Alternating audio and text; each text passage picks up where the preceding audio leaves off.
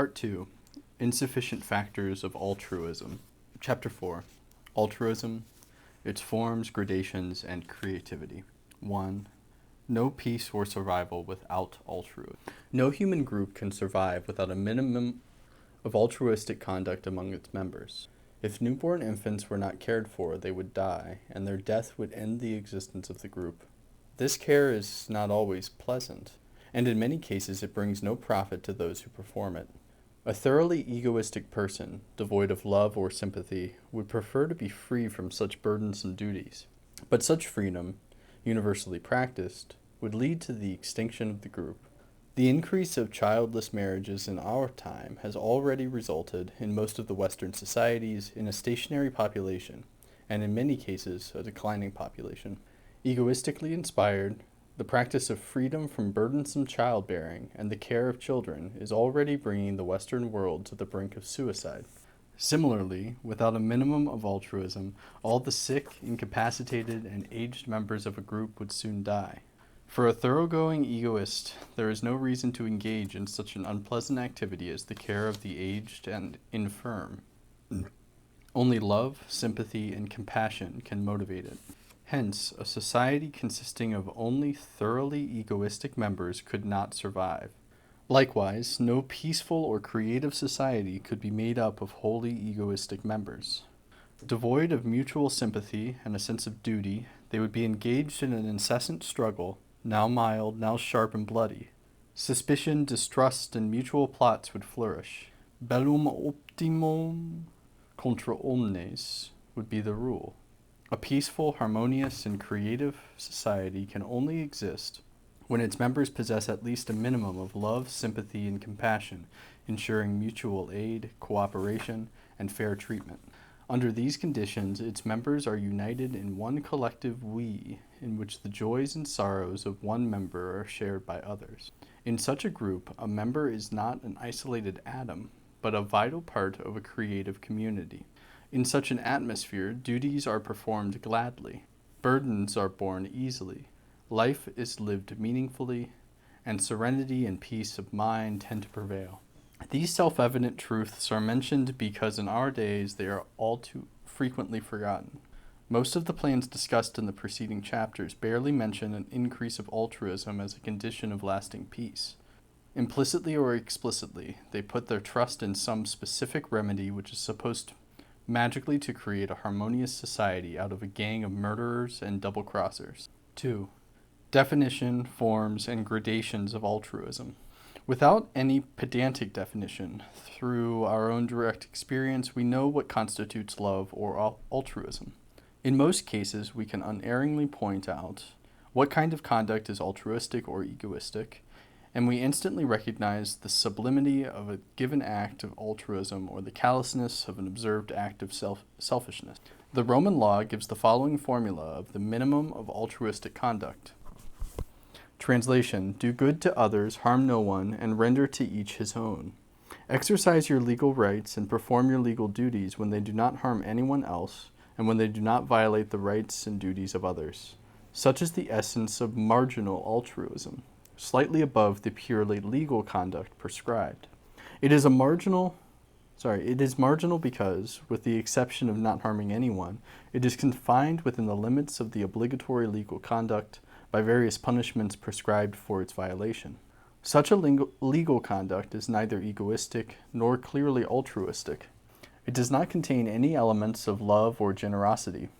Real altruism begins only when this minimum is transcended, when an individual freely sacrifices his rightful interests in favor of the well-being of another, refraining from harming him even though his legal right entails him to do so, and helping him in various ways, though no law demands of him such action. In this sense, altruistic conduct is always above the purely legal conduct exacted by statutes. In contrast to obligatory legal conduct, altruistic conduct is always free from an external compulsion. It is freely chosen, and it is also the purest form of free conduct known. Genuine altruism is pure also in its motivation.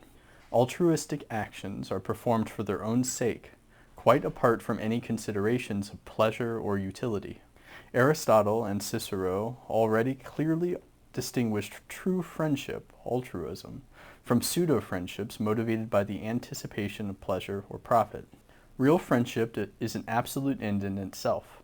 In pseudo-friendships, one loves a friend, quote, not insofar as the friend beloved is, but insofar as he is useful or pleasurable. Such friendships are, of course, very liable to dissolution when they are no longer pleasurable. The sublimest form of altruism is formulated in the Sermon on the Mount, quote, love your enemies, do good to those that hate you, bless them that curse you. Greater love hath no man than this, that a man lay down his life for his friends, end quote. This formula clearly indicates also the free, superlegal nature of altruistic conduct. Whatsoever shall smite thee on thy right cheek, turn to him the other also. And if any man will sue thee at the law, and take away thy coat, let him have thy cloak also. The above formulae of the marginal and sublimest forms of altruistic conduct define its nature and basic properties. They enable us to distinguish altruistic conduct from non-altruistic and anti-altruistic behavior. They indicate also the main forms and gradations of altruistic conduct. A. Conduct opposed to altruistic conduct is anti-altruistic or egoistic. Such are actions of hatred, enmity, and the like. B. Conduct that does not actually contradict altruism, but is devoid of its characteristics, is non-altruistic. Strictly legal conduct, especially when the legal norms entitle one to exercise a right harmful to someone else, is non-altruistic, purely legal conduct. Social workers or officials rendering certain help to others are merely performing a duty for which they are paid. Their actions are only legal, marginal altruism. C. Altruism preached but not practiced is a sham or hypocritical pseudo-altruism. Real altruism must manifest itself not merely in speech reactions and ideology, but in overt actions. D. When altruistic actions are performed freely, for their own sake, they constitute genuine altruism. When they are performed for the sake of pleasure or utility, not because of the inherent value of altruism itself, they are forms of impure altruism. In genuinely altruistic actions, of course, a certain amount of pleasure or utility may and usually does follow as a byproduct. However, they are not the reason for performance of the altruistic acts as in impure altruism. Genuinely altruistic acts are performed even when some suffering or disadvantage is incurred by the doer. E. Again, we must distinguish wise and creative altruism from blind altruistic passion. In the former, the action is devoid of harmful effects for the other party. It is altruistic both subjectively and objectively. In a blind love passion, subjectively altruistic actions prove harmful to the other party. While their subjective end is altruistic, their objective nature is non-altruistic. A mother spoiling her child by catering to all its fancies and failing to inhibit its dangerous whims affords an example of such a blind passion. Kryloff's fable furnishes another example, that of a bear throwing a stone at a fly that annoys the sleeping hermit, the bear's friend, and hitting instead the forehead of the hermit. The bearer's intentions were wholly altruistic, but the objective consequences of its altruism are disastrous for the hermit. F. Altruistic conduct varies widely in respect to the extensity of the field to which it is applied and the intensity of the altruism itself. One may apply his altruism to only a few persons, remaining either anti-altruistic or non-altruistic towards the rest of humanity. Or one may be altruistic towards many persons, indeed towards the whole of mankind and all living creatures. In the first case, the scope of one's altruism is very narrow. In the second, it is wide, perhaps unbounded. The intensity of altruism ranges from a minor act of sympathy, perhaps motivated by the expectation of pleasure or profit, to the boundless, all-giving and all-forgiving love formulated in the Sermon on the Mount.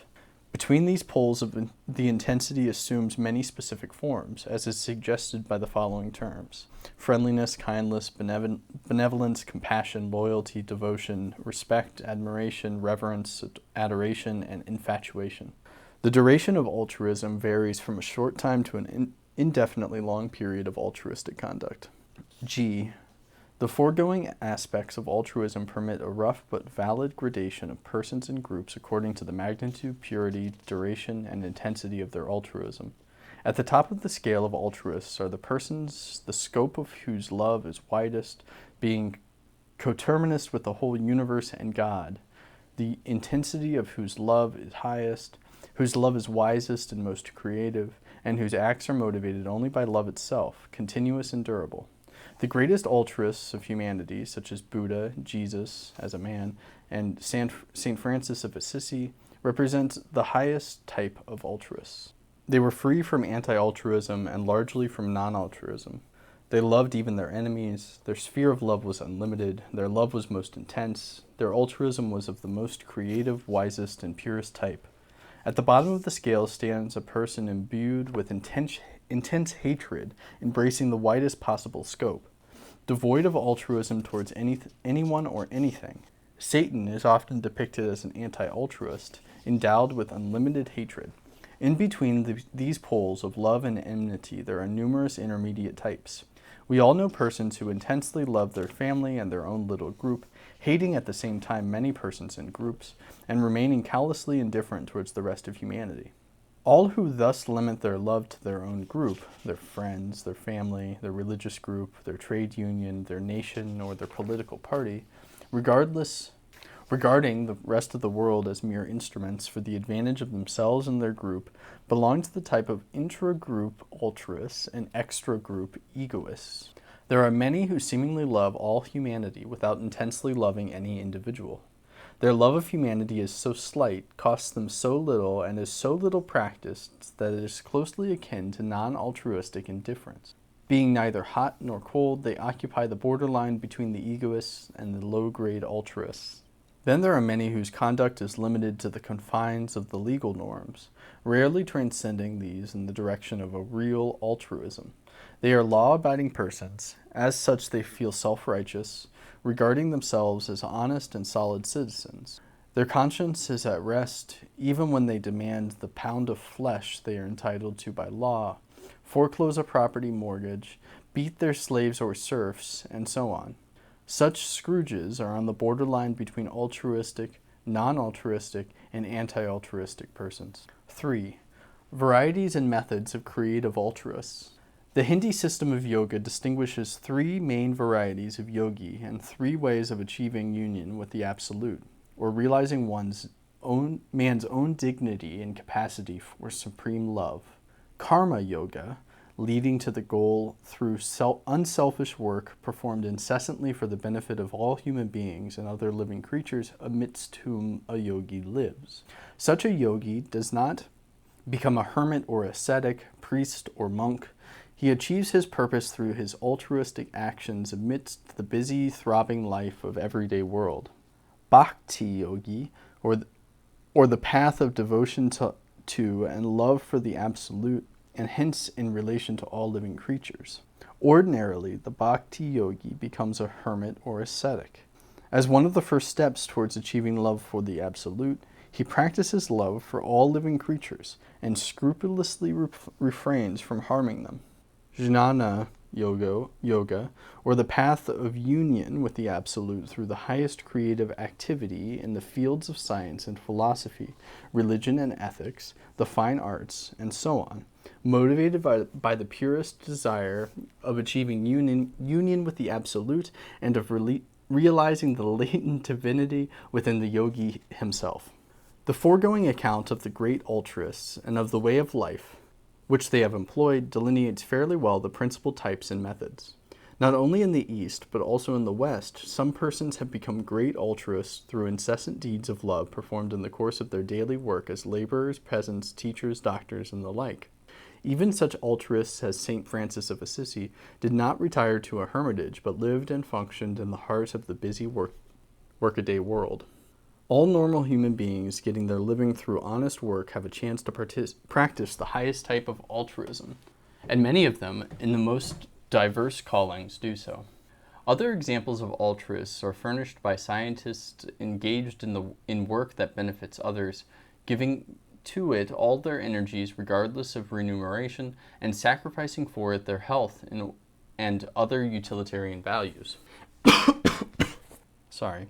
By poets, dramatists, artists, and composers performing the same functions in their respective field of creativeness, and by eminent philosophers, moralists, educators, and inventors similarly motivated. They all function as great altruists in respect to that portion of their work which they freely perform for the greater glory of God or for the greater welfare of humanity, and which actually benefits a large number of human beings, although the rest of their activities may be devoid of these traits. Finally, the great ascetics and hermits, true religious leaders, and mystics perform the functions of highest altruism through striving to achieve a union with God or the Absolute. Saint Anthony, Pachomius, Saint Jerome, Sri Ramakrishna,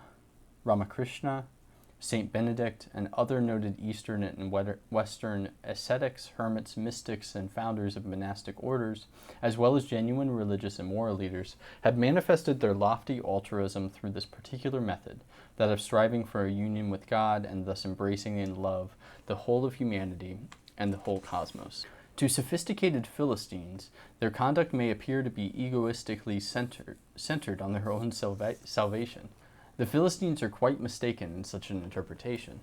The goal of union with the Absolute already contains within itself, as the first step, unlimited love for man and the entire world. In addition, as Bergson pointedly observes, these ascetics, hermits, and mystics serve the cause of altruism in a specific way by furnishing examples of human beings inseparably identified with the creative élan itself, or, in other words, with the Absolute. These altruists who have fallen in love with the Absolute have exerted incalculably altruistic effects upon humanity. Thus there are many types of altruistic persons and many ways to become altruist. The highest types of altruists are great creators. Saint Francis of Assisi and Saint Anthony were as eminent creators of altruistic values as were Beethoven and Sir Isaac Newton in their fields. The values of karma, bhakti, and jnana, and the manner of their creation are different, but they all represent the highest peaks of creativity, all ennobling man morally, enlightening him mentally, and elevating him aesthetically. In this sense, the highest altruism and the highest creativity are inseparable. 4. Altruistic forms of social organization and relationship. Since genuine altruism manifests itself not only in ideology and speech reaction, but also in overt actions and relationship, its social manifestation also always assumes some form of cooperative organization involving mutual aid and collective altruistic relationship. In accordance with the purity, extensity,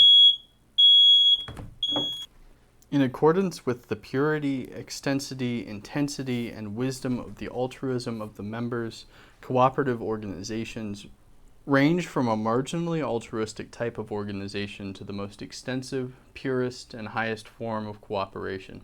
In marginal and cooperative organizations, whether a pair of friends, the family, a business concern, a political party, a state, a trade union, or a religious group, a low-grade altruism prevails among its members who band together for the pursuit of their common interests through competition with other organizations, a struggle against a common enemy, or the exploitation of the rest of humanity.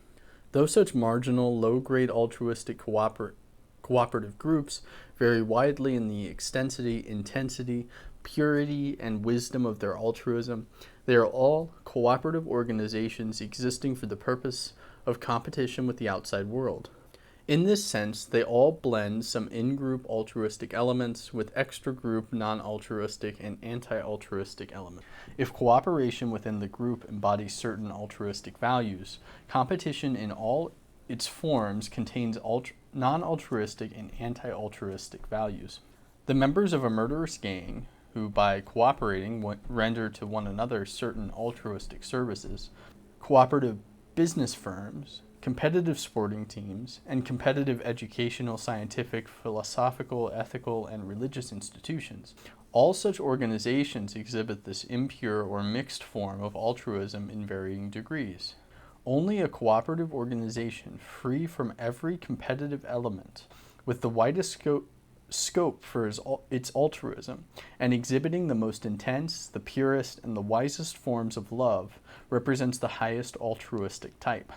Its end is altruism itself. Its ethos is free from any cult of success and rivalry, from any pride or sense of superiority. It is imbued with the spirit of humility. Its members freely do their best because of their devotion to love itself. To do their best, they require no compulsory legal sanctions, require neither reward nor punishment, neither victory nor defeat, neither fame nor the fear of unpopularity. There have been few, if any, such institutions or groups, but certain approximations to them have now and then occurred, chiefly in the form of family, religious, and some other small groups.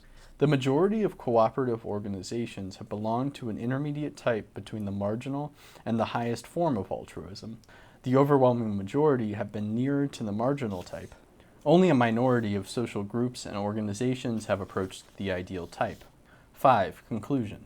The foregoing gives us a sufficient working notion of altruism, of its forms and gradations, of its paths and methods, of the types of great creative altruists, and finally of altruistic organizations. Let us now turn to a consideration of what forces make for altruism, and what are the roots of altruism itself.